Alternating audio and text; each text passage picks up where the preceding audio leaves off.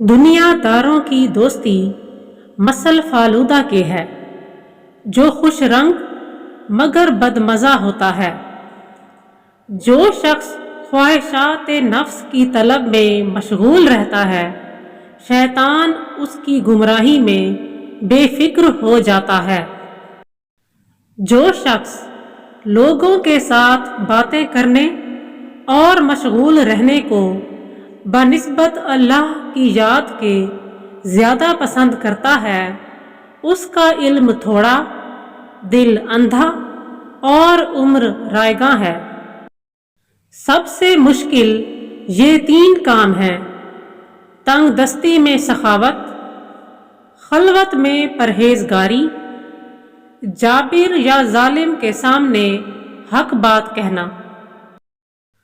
اگر بندہ ساری عمر شکر کے سجدے میں پڑا رہے تو بھی اس کا شکر ادا نہ ہوگا۔ خلوت میں گناہ سے باز رہنا مقبولوں کا کام ہے۔ اگر عزت دنیا چاہیے تو 3 چیزوں سے دور رہ: مخلوق سے کوئی حاجت طلب نہ کر، کسی کو برا نہ کہہ، کسی کا مہمان نہ بن۔ وہ شخص آخرت کی حلاوت نہ پائے گا جو اس بات کا طالب ہو کہ لوگ مجھے بڑا عالم یا زاہد یا سخی جانے، یا بڑا غازی یا قاری یا حافظ یا پھر حاجی سمجھے۔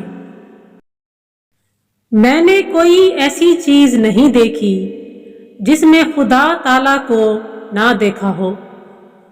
زبان پر نگاہ رکھنا درہم و دینار پر نگاہ رکھنے سے زیادہ مشکل ہے۔ گناہ خواہ کتنا ہی کم کیوں نہ ہو، اسے چھوٹا نہ سمجھو۔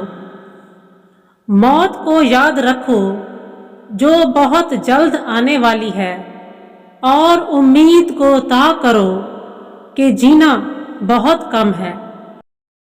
جو شخص 3 چیزوں کو دوست رکھتا ہے، شیطان اور دوزخ اس کی گردن پر سوار ہوتے ہیں۔